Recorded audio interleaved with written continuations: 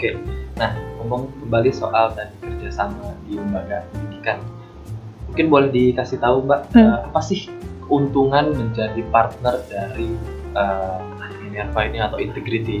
Baik, oke, keuntungannya ada beberapa ya, cukup panjang juga daftarnya.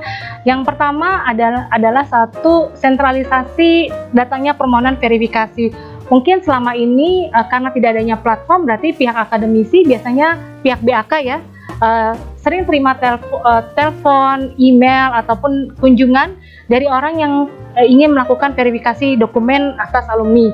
Itu berarti tidak adanya sentralisasi. Dengan adanya platform Minerva, semua permohonan yang masuk akan masuk ke dalam satu channel. Itu satu. Yang kedua adalah compliance to regulation, bahwa kami tidak akan melakukan verifikasi dokumen jika tidak ada tanda tangan dari si alumni atau kandidatnya sendiri. Artinya bahwa karena informasi yang akan kami berikan kan informasi pribadi gitu ya, berarti harus ada tanda tangan, kita sebut dalam istilah korporasi consent letter. Berarti harus ada consent letter. Jika tidak ada, berarti kami tidak akan proses verifikasi. Berikutnya yaitu mengenai confidentiality. Kami tidak memerlukan akses ke database alumni. Berarti kami hanya melakukan verifikasi untuk alumni yang memang sedang proses untuk menjadi calon karyawan di satu perusahaan. Adanya permintaan yang datang, jadi tidak perlu masuk ke database alumni. Berarti ibaratnya verifikasi hanya diminta berdasarkan kalau ada permintaan. Betul. Terus berikutnya ada data retention. Data retention berarti kami memiliki agreement dengan universitas, dalam jangka waktu tertentu seluruh dokumen akan kami hapus. Berarti kami tidak akan menyimpan data, gitu ya. Tentunya agreement ini tergantung dari satu universitas ke universitas lain, gitu ya. Berarti ada data retention. Terus berikutnya itu juga bisa dijadikan menjadi student tracer. Jadi student tracer itu berarti buat pihak universitas sebetulnya bisa tahu alumninya itu sebetulnya seberapa cepat diserap di industri kerja, gitu ya. Terus sudah masuk ke dalam lingkungan kerja juga bisa kelihatan industri mana sih yang paling banyak diserap, yang paling banyak menyerap untuk alumni dari Stikom misalnya. Oh, jadi bisa jadi informasi juga Betul. untuk universitas atau lembaganya itu. Betul. Mahasiswa atau alumninya ini setelah lulus dia kerja apa, Iya. di mana dan Seberapa cepat, apa, betul. seberapa cepat Iya. itu bisa diinformasikan ke Betul. perusahaan. Ya, tentu saja informasi ini hanya kami berikan kepada universitas yang bersangkutan ya, untuk masing-masing. Ya. Jadi untuk datanya, data mungkin orang ya atau individu yang ingin diverifikasi atau tracing itu aman pasti ya, karena Betul. akan disimpan. Betul. Dalam tadi berapa lama dan Untuk platform ini sebetulnya relatif baru, di 2019 kami launch, dan kami cukup confident bahwa ini adalah platform yang pionir khususnya untuk di Indonesia, gitu ya. bisa terbilang baru. Baru, betul. Apakah karena di luar ini belum ada, misalnya di wilayah Eropa? Betul. Karena Ya, jadi sebetulnya di Asia. ya, untuk di Indonesia saya hanya sampaikan ini di Indonesia, karena ya kita tahu gitu ya, tapi sebetulnya untuk platform ini bukan hal yang baru, karena sudah ada cara melakukan verifikasi melalui platform dan melalui pihak ketiga. Biasanya itu ada di US, di Inggris Raya, Kanada dan India. Oh, udah cuma di Indonesia Iya. kayaknya orang-orang aware ya dengan hal, dan mungkin bisa dibilang masih mudah tertipu. Tapi kira-kira kalau dalam hal verifikasi ini ya, yang paling sulit itu tantangannya kasus-kasus Maksudnya untuk dalam penanganan kasusnya, apakah untuk reach dari universitas yang mungkin Iya. walaupun sudah berpartner Iya. tapi suka nolak atau gimana memperoleh datanya kah? Iya, oke, baik. sebetulnya kalau sudah berpartner sudah pasti sudah tidak ada tantangan lagi gitu ya. Tapi kalau belum berpartner, tadi yang saya sampaikan bahwa kami kesulitan untuk meraih misalnya kemana sih channel yang harus kami raih dalam melakukan verifikasi. Apakah verifikasi dapat dilakukan oleh masing-masing fakultas atau hanya ke bagian administrasi. Itu satu. Yang kedua, channelnya itu apakah melalui email, telepon, atau kunjungan langsung gitu ya. Terlebih tadi yang saya bilang pada saat pandemi lalu itu ya karena ada rotasi WFH WFO gitu ya, berarti sebetulnya sangat besar. Terus berikutnya yaitu bahwa ada situs publik gitu ya yang memang informasinya cukup terbatas.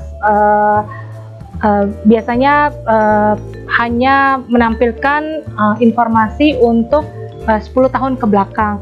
Kalau saya yang sudah lebih dari 20 tahun kali ya, saya lulus gitu ya. Nama saya nggak ada di situs, berarti untuk melakukan verifikasi atas nama saya harus datang ke Universitas Trisakti ya. Tapi kalau misalnya yang jauh sudah lebih dari 10 tahun gitu yang tidak ada mungkin sudah waktunya bertahun-tahun lalu, itu pernah nggak ada case di mana ternyata datanya nggak ada, hilang? Oh, bisa saja Seperti itu. bisa ada banyak hal terjadi, berarti karena data itu tercecer bisa saja, atau ada bencana alam misalnya banjir dan lain sebagainya. Sistem filingnya belum ada, bisa saja terjadi. Nah, biasanya hasil yang disampaikan oleh universitas adalah statusnya tidak dapat diverifikasi. Berarti bukan invalid gitu ya. Invalid itu artinya palsu, bukan. Artinya kalau satu informasi tidak dapat diverifikasi bukan berarti itu palsu. Berarti informasi yang disampaikan adalah data tidak terverifikasi karena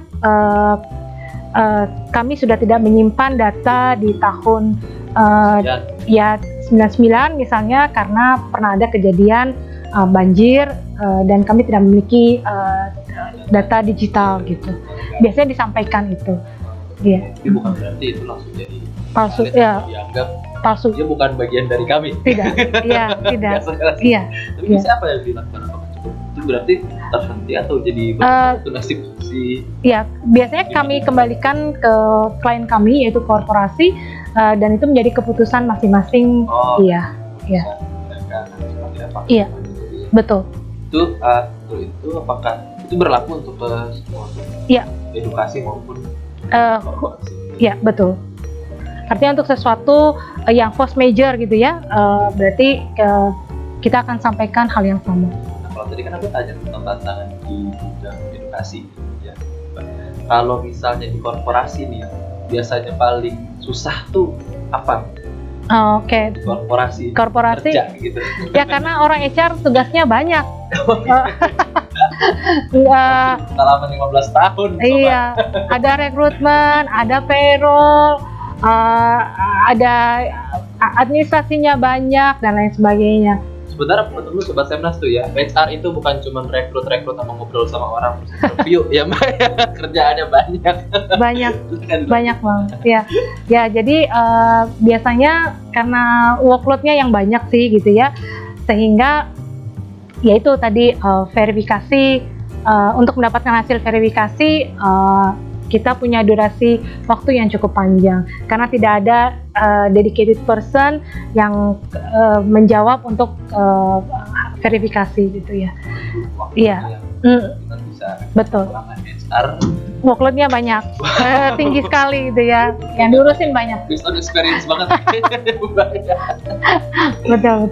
Kira-kira kalau untuk bisa ingin menjadi partner kerja dari aplikasi, apakah perlu ada biaya harus dikeluarkan untuk menggunakan platform Minerva ini? Iya, tidak ada biaya untuk bergabung menjadi partner atau mitra Minerva Global. Hanya saja kami meminta agar verifikasi, ada komitmen gitu ya, agar hasil verifikasi bisa disampaikan dalam waktu yang telah ditentukan berdasarkan kesepakatan dari yang sudah ditentukan sebelumnya. Jadi tidak ada cost sama sekali. tidak ada cost sama sekali untuk, tapi kan itu platform digital kan, Betul. dan semua proses verifikasi dan lain-lain itu tidak dilakukan secara konvensional. Mungkin kalau dulu harus datang ke sana sih, sekarang bisa apapun online. Betul. Itu kan harus ada cost juga yang dikeluarkan. Ya, cost-nya ya sudah pasti kami yang absorb, bahwa tim dari Integrity Asia, kami memiliki tim developer yang cukup besar gitu ya, dengan expert kompetensi di bidangnya masing-masing. Berarti ya kami membangun platform ini sendiri gitu. Oke, dan apa? Saya penasaran ya Mbak, platform apakah bentuknya kita kayak mungkin bisa dibilang kayak sosial media yang kita harus mendaftar dulu, sign in dan lain-lain, atau bagaimana modelnya? Ya, platform ini berbasis internet, jadi sebetulnya bisa diakses di mana saja. Namun yang bisa memakai platform ini hanya untuk universitas yang telah berpartner dengan Minerva Global, dan tiap partner atau universitas memiliki akunnya masing-masing. Oke, jadi kurang lebih tetap ada akun, cuman yang bisa akses di dalam platform itu hanya universitas yang sudah sama. Jadi kalau mahasiswa yang kayak nggak bisa asal daftar gitu. Tidak bisa. Iya. Karena target kami yang menjadi partner itu adalah universitas atau lembaga sertifikasi ya. Karena mungkin saya agak bayangan saya tuh kayak apa ya, mungkin bisa dibilang Google Form atau apa yang kita verifikasinya itu dilakukan sendiri gitu. Oke.